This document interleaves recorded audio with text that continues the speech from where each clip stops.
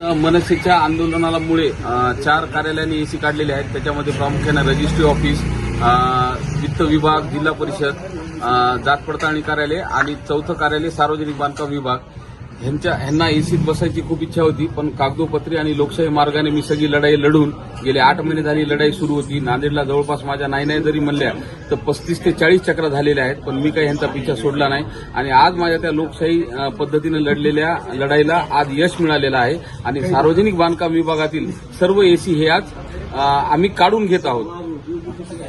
आणि म्हणजे अधीक्षक अभियंता सार्वजनिक बांधकाम विभाग नांदेड यांनी विद्युत अभियंत्यांना आदेश दिलेले आहेत आणि ते स्वतः यांचं कार्यालय विद्युत अभियंता हे स्वतः काढत आहेत. भाऊ, आपण इतर कार्यालयातील एसी काढणार आहेत असे बोलले राज्य जिल्हाधिकारी कार्यालय, काय संदर्भ आहे त्याचा? जिल्हाधिकारी साहेबांची वेतन श्रेणी ही S30 असेल तर त्यांनी तसं मनसेला पत्र देऊन टाकावं. मनसेनं त्यांना बऱ्याच दिवसापूर्वी एक निवेदन दिलेलं आहे. त्या निवेदनाच्या अनुषंगाने जिल्हाधिकारी कार्यालयानं परभणी जिल्ह्यातील सर्व शासकीय कार्यालयांना आदेश काढलेले आहेत की शासन निर्णयाप्रमाणे कारवाई करा. हे जे 2022 सामान्य प्रशासनाचं जे काही शासन निर्णय आहे त्याप्रमाणे अनुषंगाने.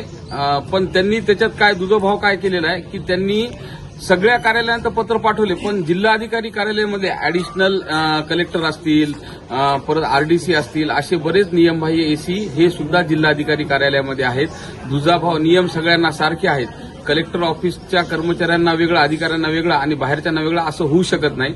त्या अनुषंगाने दिवाळीनंतर आम्ही सर्व कायदेशीर बाबी तपासून आम्ही जिल्हाधिकारी कार्यालयाच्या विरोधात एसी जर त्यांनी नाही काढून दिले किंवा जर ते वेतन श्रेणी S30 मध्ये असतील तर त्यांनी खुशाल एसी 1 नाही 2 लावावे. आमचं काही म्हणणं नाही. जर ते नसतील तर त्यांना ते एसी काढावे लागतील आणि जर त्यांनी एसी नाही काढले तर मनसे जिल्हाधिकारी कार्यालयाच्या विरोधात जोरदार आंदोलन करेल, हा मनसेचा शब्द. इतर कोणत्या कार्यालयात एसी आहेत अनधिकृत? बऱ्याच कार्यालयात आहेत अजून. आता मला मोजून दाखवता येणार नाही, ती यादीच आहे. सगळ्याच कार्यालयात आहेत आणि ही मोहीम सगळ्याच कार्यालयात हळूहळू टप्प्याटप्प्याने सुरू राहील.